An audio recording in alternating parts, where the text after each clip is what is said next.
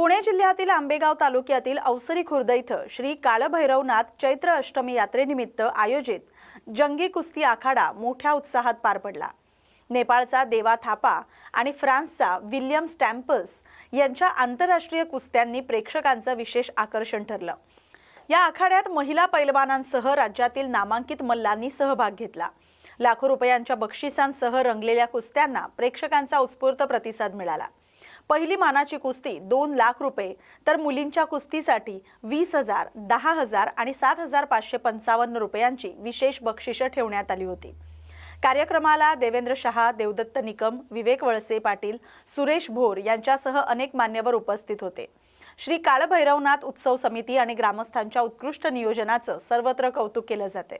काळभैरवनाथ महाराजांच्या या यात्रेच्या निमित्ताने खरं तर परंपरा असलेल्या आपला अवसरी खुर्द गावामध्ये या ठिकाणी आगळीवेगळी कुस्तीची स्पर्धा भरत असते। खऱ्या अर्थाने महाराष्ट्राच्या बाहेरून, त्याचबरोबर भारत देशातून, त्याचबरोबर भारताच्या बाहेरून काही मल्ल, काही पैलवान या ठिकाणी नेपाळमध्ये प्रसिद्ध असणारे आपला पैलवान या ठिकाणी उपस्थित आहेत आणि निश्चितपणे आपण पाहू शकतो प्रचंड अशी गर्दी त्यांना पाहण्यासाठी या ठिकाणी पाहिलेली आपण। खऱ्या अर्थानं एक आगळा वेगळा ठेवा या अवसरी आणि म्हणून या ठिकाणी नमस्ते, कैसे आप? ठीक है, नमस्ते, बहुत अच्छे। आप सुनो कैसे? कैसा लग रहा है यहाँ आके? बहुत अच्छा लग रहा है, बहुत अच्छा लग रहा है, बहुत अच्छा लग रहा है। तुम्हारे लिए ये सब लोग देखने के लिए नाम उसमें है, कुश्ती करके सबको खुश करने वाले हैं। हाँ जी, बिल्कुल बिल्कुल करेंगे खुश, क्योंकि कुश्ती लगे हम बहुत अच्छी कुश्ती लगे। बाकी पब्लिक काम छोड़ के यहाँ कुश्ती देखने के लिए आए, बहुत शौकीन जनता है यहाँ का, इनका भी बहुत बहुत धन्यवाद। अगर आप लोग यहाँ कुश्ती देखने नहीं आते तो हम कुश्ती किसको दिखाते हैं? क्या बात है। और एक मेरे को बात करना हो, आपसे कुश्ती कर रहे हैं और महाराष्ट्र के बाहर, देश के बाहर कहाँ आप लोगों को कुछ किताब मिला है? मुझे नहीं मिला है, बाकी जो अखाड़े में इनाम राशि या कुछ और तरह के ट्रॉफियाँ, गोल्ड वगैरह या कुछ चांदी का कुछ रहते हैं, छोटे मोटे चीज वो भी मिलते हैं जो इनाम रखते हैं। तुमने पैसे से ज्यादा प्यार कमाया है जिंदगी में, ये सब बनते बैठते हैं। ये क्या तुम्हारा ऐसा जादू है? जैसे मैं इंसान हूँ तो बाकी दूसरा भी इंसान ही है, सबका सम्मान बराबर होना चाहिए, चाहे बड़े हो चाहे छोटे हो, ऐसा लगता है। सब लोगों आगे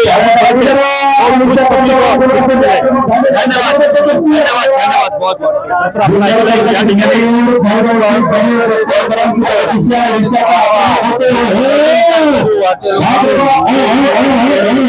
अवसरी त्याच्यासाठी भेटलेला आहे लोकांना।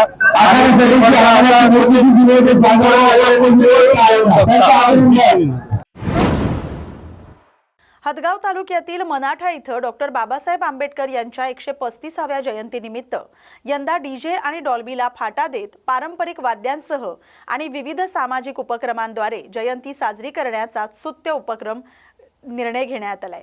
मनाठा पोलीस स्टेशनच्या पुढाकाराने आयोजित शांतता समितीच्या बैठकीत सहाय्यक पोलीस निरीक्षक विलास चवळी यांनी हा उपक्रम राबवण्याचं आवाहन केलंय। त्याला प्रतिसाद देत दर्याबाई मंडळानेही डीजे मुक्त जयंती साजरी करण्याचा निर्णय घेतलाय। जयंतीनिमित्त आरोग्य शिबिर, रांगोळी, निबंध, लेझिम स्पर्धा तसंच 18 तास अभ्यास उपक्रम असे विविध कार्यक्रम आयोजित करण्यात आलेत। या उपक्रमामुळे सामाजिक बांधिलकी आणि संस्कृती जपण्याचा संदेश दिला जात असून या निर्णयाचं सर्वत्र कौतुक केलं जाते। महामानव बोधिसत्व डॉक्टर बाबासाहेब आंबेडकर यांची येणारी 135वी जयंती ही आपल्या पूर्ण भारतभरात साजरी होत आहे। ही साजरी होत असताना आपल्या जिल्हा प्रशासनाचे पोलीस प्रमुख श्री अविनाश कुमार साहेब Bhokar, additional SP Shrimati Patil madam, SDPO Shri Hake साहेब यांच्या मार्गदर्शनाखाली आम्हाला ज्या जयंतीनिमित्ताने सूचना देण्याच्या ज्या सूचना सांगण्यात आल्या होत्या त्यासाठी म्हणून आपण आजच्या तारखेत मनाठा पोलीस स्टेशन हद्दीतले जे पोलीस पाटील तसेच जे डॉक्टर बाबासाहेब आंबेडकर जयंती साजरी करणारे जे मंडळ, पदाधिकारी आणि इतर सर्व प्रतिष्ठित नागरिक यांची शांतता समितीची ही बैठक आयोजित करण्यात आली होती. ह्या बैठकीसाठी आपल्या हद्दीतल्या सर्व गावातून जे पोलीस पाटील तसेच जे प्रतिष्ठित नागरिक आणि सर्व मंडळाचे जे अध्यक्ष आणि पदाधिकारी आहेत हे हजर झाले. त्यांना आपण सर्वांना बाबासाहेबांची जी जयंती आहे ही केवळ त्यांचे म्हणजे बाबासाहेबांना डोक्यावर आपण म्हणजे घेऊन न नसता त्यांचे विचार डोक्यात घेऊन त्या पद्धतीने बाबासाहेबांना अपेक्षित असलेलं जे काम होतं हे केलं गेलं पाहिजे आणि तीच खरी बाबासाहेबांना श्रद्धांजली या जयंतीच्या निमित्ताने ठरेल अशा स्वरूपाचं आपण मार्गदर्शन केलेलं आहे. त्यापैकी आपल्या उमरी गावचे जे मंडळ आहे या मंडळाने आपल्याला 31 मार्च रोजीच स्वतःहून येऊन पत्र दिलंय आणि त्यांनी स्वतः आम्हाला डीजे मुक्त आम्ही जयंती साजरी करणार आहोत असं आश्वासन दिलंय. आणि त्याचबरोबर त्यांनी 11 एप्रिल ते 14 एप्रिल असा 4 दिवस खूप म्हणजे जे बाबासाहेबांना जे अपेक्षित होतं, समाजासाठी जे काम करणं गरजेचं असतं, आपण काहीतरी त्यांचं देणं लागतो अशा पद्धतीने त्यांनी जे काम आहे हे तिथे त्या 4 दिवसामध्ये ते करणार आहेत. आणि ह्याच कामाचा आदर्श आपल्या हद्दीतल्या इतर पोलीस पाटीलांनी इतर मंडळांनी घेतला पाहिजे आणि त्या दृष्टीने आपले जे गावातले मंडळ आहेत यांना प्रेरणा दिली पाहिजे. तशा स्वरूपाचं काम त्यांच्याकडून करून घेतलं पाहिजे.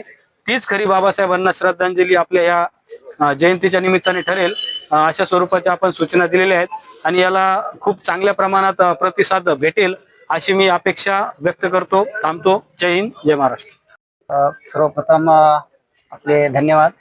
आणि ही जी संकल्पना सुचण्याचं एकमेव कारण की आपण 135वी जी जयंती बाबासाहेब आंबेडकरांची साजरी करत आहोत, तर आम्ही दरवर्षी आमच्या गावात साजरी करतो. त्याच्यात आउटपुट काय निघत आहे, समाजाला आपण काय मेसेज देत आहोत, याच्या माध्यमातून थोडंसं वेगळं काहीतरी करावं, समाजाला काहीतरी वेगळं मिळावं म्हणून आम्ही यावेळेस आमची जी कमिटी तयार झाली त्या कमिटीच्या माध्यमातून आम्ही 11 एप्रिल ते 14 एप्रिल पर्यंत आम्ही कार्यक्रमाचं नियोजन तयार केलं. आणि त्यात सर्वप्रथम म्हणजे 11 एप्रिलला आम्ही भव्य रोग निदान शिबिर ठेवलेलं आहे. डॉक्टर उमरखेडातले असतील डॉक्टर, हदगावातले, नांदेडातले वेगवेगळ्या प्रकारचे वेगवेगळे डॉक्टर असे आम्ही 10 ते 11 डॉक्टरांना बोलून आम्ही भव्य रोगदान निदान शिबिर ठेवलं. त्याच्यानंतर 12 तारखेला रांगोळी स्पर्धा, भाषण स्पर्धा, निबंध स्पर्धा, लेझिम स्पर्धा 12 तारखेला आहेत आणि 13 तारखेला सांस्कृतिक कार्यक्रम संध्याकाळी आणि 14 तारखेला दरवर्षीप्रमाणे भव्य असं मिरवणुकीचं. आणि मिरवणूक म्हणजे यावेळेस डीजे मुक्त आहे. सर्वात महत्वाचं म्हणजे डीजे मुक्त मिरवणुकीचा आम्ही सर्व कमिटीनं निर्णय घेतला आणि त्याच्या माध्यमातून आम्ही हे कार्यक्रम यशस्वी करत आहोत. अनेक मंडळ आहेत जयंती मंडळाच्या अध्यक्षांना काय आव्हान असेल तुम्ही समाज बांधव? सर्व समाज माध्यमाच्या माध्यमातून एवढं सांगू शकतो की प्रत्येकाने काल काय झालं याच्यापेक्षा आपण उद्या काय करणार आहोत याच्यावर जर लक्ष दिलं तर समाजामध्ये बदल व्हायला वेळ लागणार नाही. कारण क्रांती म्हणजे बदल आणि बदल म्हणजे परिवर्तन. आपल्या जे बदल उद्या काय करणार आहोत याच्यावर आपलं अवलंबून आहे आणि प्रत्येकाने प्रत्येकाच्या गावात बदल केला पाहिजे या मताशी आम्ही आहोत. हदगाव तालुक्यातील निवघा बाजार इथं वाढत्या उष्णतेचा परिणाम बाजारपेठेवर जाणवू लागलाय. तापमान 38 अंश सेल्सिअसच्या पुढे गेल्यानं दुपारच्या वेळेत बाजारपेठेत शुकशुकाट दिसून येतोय. उन्हाचा तीव्र चटका वाढल्यानं नागरिकांनी आपल्या दैनंदिन कामाच्या वेळेत बदल केलाय. सकाळी किंवा संध्याकाळीच खरेदीला प्राधान्य दिलं जाते, त्यामुळे दुपारच्या वेळी बाजारपेठ जवळपास ओस पडते. व्यापाऱ्यांवर याचा परिणाम होत असला तरी नागरिकांनी आरोग्याची काळजी घेत वेळापत्रक बदलण्याचा सकारात्मक निर्णय घेतल्याचं दिसून येते. सकाळी 11च्या आत कामं आटोपण्याकडे ग्रामीण भागातील नागरिकांचा कल वाढलाय. उष्णतेशी जुळवून घेत सुरक्षित जीवनशैलीकडे वाटचाल होत असल्याचं चित्र दिसते. अंबाजोगाई येथील योगेश्वरी शिक्षण संस्थेच्या एका शाळेत धर्मप्रसाराशी संबंधित आरोपानंतर जिल्ह्यात खळबळ उडाले. या प्रकरणाची दखल घेत स्थानिक प्रशासन आणि शिक्षण विभागानं चौकशी सुरू करण्याचे संकेत दिलेत. दरम्यान योगेश्वरी शिक्षण संस्थेच्या अध्यक्षांनी स्पष्ट केलंय की संस्थेच्या तत्वानुसार शाळा ही केवळ शिक्षणासाठी असून या प्रकरणाची तातडीनं चौकशी करून सत्यता पडताळली जाईल. सर्व बाजू तपासून योग्य ती कारवाई केली जाईल असंही त्यांनी सांगितलंय. योगेश्वरी शिक्षण संस्थेच्या एका शाळेमध्ये ख्रिश्चन धर्मासंदर्भात काही साहित्य सापडलं होतं. काय याबाबत तुम्ही तक्रार दिलेली आहे? आपल्या बीड जिल्ह्यामध्ये नामांकित असलेली संस्था योगेश्वरी शिक्षण संस्था, जे की मागच्या रामानुज तीर्थांनी 1935ला स्थापन केली, अशा सर्वोच्च या ठिकाणी गाजलेल्या संस्थेमध्ये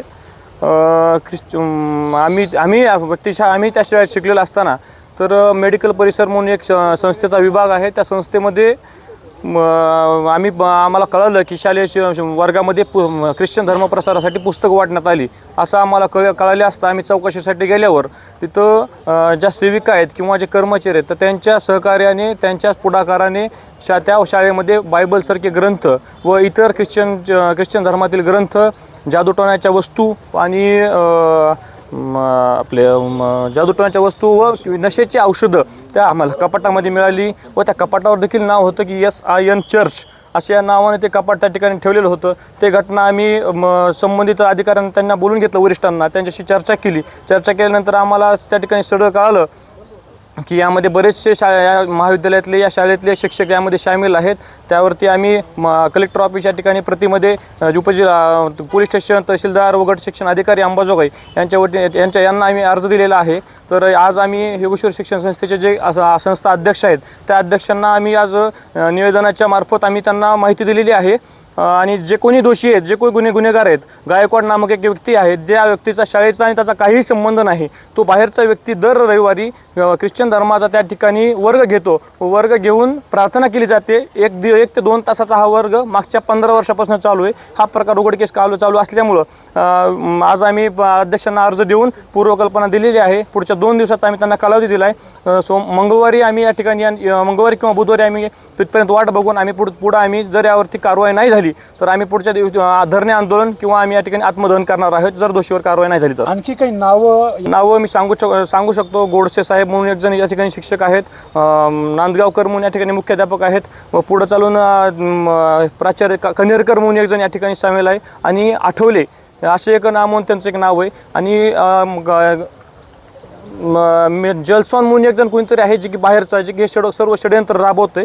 तर ती एक नामक व्यक्ती आहे जी अशा सर्व लोकांच्या संपर्कात राहून शालेय जीवनामध्ये विद्यार्थ्यांना ह्या धार्मिक विषबाधा करण्याचं काम करत आहे. हिंदुवादी संघटनेने एक आरोप केलेला आहे संस्थेवर की आपल्या संस्थेच्या मार्फत की त्या ठिकाणी विद्यार्थ्यांना धर्माचा प्रसार केला जातो. त्या ठिकाणी ख्रिश्चन धर्माचं त्या ठिकाणी पुस्तकं काही सापडली तर असा आरोप करण्यात आलेला आहे. काय सांगा? कुठलीही शिक्षण संस्था किंवा त्याची शाळा किंवा महाविद्यालय ही कुठलीही जागा धर्म प्रसाराचं कार्य किंवा अशी कामं करण्याची जागा नाही. हा योगेश्वरीमध्ये आज नाही, स्थापनेपासूनचा विचार आहे आणि तो आजही आम्ही पाळतो. आमचंही मत हेच आहे की असा प्रसार कोणालाच करता येणार नाही. आम्ही या प्रकरणी ताबडतोब चौकशी लागू आणि लवकरात लवकर ठरलेल्या मुदतीमध्ये त्याच्यावर निर्णय घेऊ. काल हिंदुवादी संघटनेच्या काही कार्यकर्त्यांनी त्याचे व्हिडिओ देखील व्हायरल करण्यात आलेले आहेत आणि त्यांनी आज तुमच्यासोबत भेट देखील घेतलेली आहे. हो, तर त्यांनी आम्हाला ते सगळं सांगितलं आणि आम्ही हे सगळं पाहिल्यानंतर आम्ही त्या संबंधितांना ताबडतोब आता बोलवून पाठवले आणि मी लगेच चौकशी त्याची या प्रकरणी होईल आणि जे दोषी असतील त्यांच्यावर ताबडतोब कार्यवाही. बीड तालुक्यातील जरुड इथं प्राचीन श्री भैरवनाथ यात्रेला मोठ्या उत्साहात सुरुवात झाली.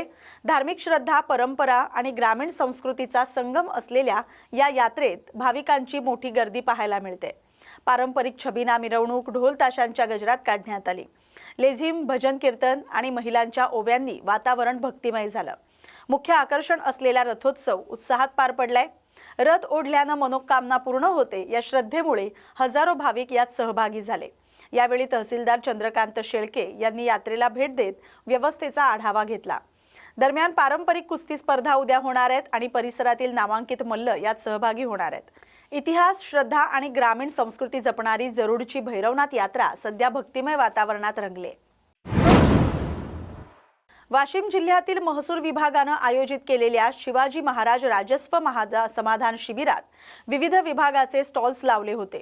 यामध्ये कृषी, महिला बालविकास, आरोग्य सेवा, आपलं सरकार सेवा केंद्रावर आधार कार्ड बनवून देणं, वन विभाग, ग्रामपंचायत यांचा समावेश होता. प्रलंबित फेरफार, सातबारा त्रुटी याबाबत मार्गदर्शन करण्यात आलं. यावेळी अपर जिल्हाधिकारी ब्रिजेश पाटील यांच्या हस्ते 7 लोकांना रहिवासी दाखले, रेशन कार्ड वितरित करण्यात आले. PM किसान नोंदणी करण्यात आली. यावेळी मालेगाव तहसीलदार रंजना गोरे, नामदार तहसीलदार अरविंद करंगळे, सुनील देशमुख, पुरवठा अधिकारी बळीराम वांजोळ, मंडळ अधिकारी आणि 400 ते 500 गावकरी उपस्थित होते. सेलू इथं सायबर टोळीनं डिजिटल अरेस्टच्या नावाखाली निवृत्त शिक्षक नागनाथ कुरमुडले यांची 97,83,000 रुपयांची फसवणूक केल्याची धक्कादायक घटना समोर आली. 4 मार्च ते 8 एप्रिल या दरम्यान आरोपींनी स्वतःला पोलीस आणि तपास अधिकारी असल्याचं भासवून खोट्या गुन्ह्यात अडकवण्याची भीती दाखवली होती. अटक, पेन्शन बंद होणं आणि कुटुंबावर परिणाम होईल अशी धमकी देत पीडितांकडून टप्प्याटप्प्यानं मोठी रक्कम विविध बँक खात्यांमध्ये वर्ग करून घेतली. या प्रकरणी सेलू पोलीस ठाण्यात गुन्हा दाखल करण्यात आलाय. पुढील तपास सुरू आहे. नागरिकांनी अशा फसव्या कॉल्सपासून सावध राहावं असं आवाहन पोलिसांनी केलंय. खेड तालुक्यातील राक्षेवाडी आणि मवाळ तालुक्यातील उर्से परिसरात अन्न आणि औषध प्रशासनानं भेसळयुक्त मँगो पल्प उत्पादन आणि विक्रीवर मोठी कारवाई केली आहे. या कारवाईत सुमारे 3,282 किलो भेसळयुक्त मँगो पल्प आणि संबंधित कच्चा माल जप्त करून नष्ट करण्यात आलाय. गोपनीय माहितीच्या आधारे केलेल्या तपासणीत केमिकलयुक्त कलर, भेसळयुक्त साखर आणि दुधाचा वापर करून मँगो पल्प तयार केल्याचं उघड झालंय. त्यानंतर संबंधित आस्थापनांवर छापे टाकून नमुने तपासणीसाठी घेण्यात आले. उर्वरित साठा जप्त करण्यात आला. अन्न आणि औषध प्रशासनानं नागरिकांना भेसळयुक्त पदार्थांपासून सावध राहण्याचं आवाहन केलंय. परवाना नसलेल्या उत्पादकांवर कठोर कारवाई केली जाणार असल्याचंही स्पष्ट केलंय. भंडारा इथं ओबीसी क्रांती मोर्चाच्या वतीनं महात्मा ज्योतिराव फुले यांची 199वी जयंती उत्साहात साजरी करण्यात आली. त्यांच्या प्रतिमेला पुष्पहार अर्पण करून अभिवादन करण्यात आलं. कार्यक्रमात समता, शिक्षण आणि सामाजिक न्यायाचा संदेश देणाऱ्या फुले यांच्या कार्याचा गौरव करण्यात आला. यावेळी त्यांच्या जीवनावर आधारित नाटिका सादर करण्यात आली. उपस्थित मान्यवरांनी फुले यांच्या विचारांचा वारसा पुढे नेण्याचा संकल्प व्यक्त केलाय. यावेळी महात्मा ज्योतिराव फुले यांचे जीवनावर नाटिका सादर करण्यात आली. या काळात पंतोजींच्या शाळेत प्राथमिक शिक्षण पूर्ण केली. 1842 ला माध्यमिक शिक्षणासाठी पुण्याच्या स्कॉटिश हायस्कूलमध्ये प्रवेश घेतले. लावजी सार्वेंच्याकडून धानपट्टा चालवण्याचे व इतर शारीरिक शिक्षण घेतले. बीड शहरात समता परिषदेच्या वतीनं महात्मा ज्योतिबा फुले आणि सावित्रीबाई फुले यांची जयंती मोठ्या उत्साहात साजरी करण्यात आली. डॉक्टर बाबासाहेब आंबेडकर पुतळ्यापासून सुरू झालेली भव्य मिरवणूक माळवी सुभाष रोड आणि सिद्धिविनायक कॉम्प्लेक्स परिसरात उत्साहात पार पडली. ढोल ताशांच्या गजरात काढण्यात आलेल्या या मिरवणुकीत नागरिकांची मोठी गर्दी झाली होती. सावित्रीबाई फुले, महात्मा फुले आणि धर्मवीर संभाजीराजे यांच्या प्रतिमांना पुष्पहार अर्पण करण्यात आले. विविध आकर्षक देखावे, 4 चाकी वाहनांवरील सादरीकरण आणि विद्युत रोषणाईनं उपस्थितांचं लक्ष वेधून घेतलं. संध्याकाळी 7 ते रात्री 10:30 पर्यंत मिरवणूक काढण्यात आली. कार्यक्रमासाठी मोठा पोलीस बंदोबस्त ठेवण्यात आला होता. उमरखेड तालुक्यातील सर्वात मोठी ग्रामपंचायत असलेल्या मुळावा इथं आठवडी बाजार ते विठ्ठल मंदिर रस्त्याचं काम मंजूर होऊन सध्या पहिला टप्पा अंतिम टप्प्याकडे जात आहे. मागील 1.5 ते 2 महिन्यांपासून हे काम सुरू असून परिसरातील वाहतुकीत सुधारणा होण्याची अपेक्षा व्यक्त केली जाते. दरम्यान रस्त्यालगतच्या नाल्यांची साफसफाई न झाल्यानं त्या ठिकाणी कचरा साचून दुर्गंधी पसरली असून व्यापाऱ्यांना आणि नागरिकांना त्रास सहन करावा लागतोय. नाल्या चोकअप झाल्यानं आरोग्याच्या दृष्टीनं चिंता व्यक्त केली जाते. या कामाबाबत एस्टिमेट सार्वजनिक न केल्याचा आरोप नागरिकांकडून होतोय. कामाचा दर्जा आणि पारदर्शकतेबाबत प्रश्न उपस्थित केले जात आहेत. संबंधित विभागानं लक्ष घालून गुणवत्तापूर्ण काम आणि नाल्यांची तातडीनं सफाई करावी अशी मागणी नागरिकांकडून होते. या बातमीसोबतच बातमी महाराष्ट्राची मध्ये आता इथेच थांबतोय. अशाच महत्त्वाच्या बातम्यांसाठी पाहत राहा न्यूज मराठी 24/7. नवा भारत, नवा विचार.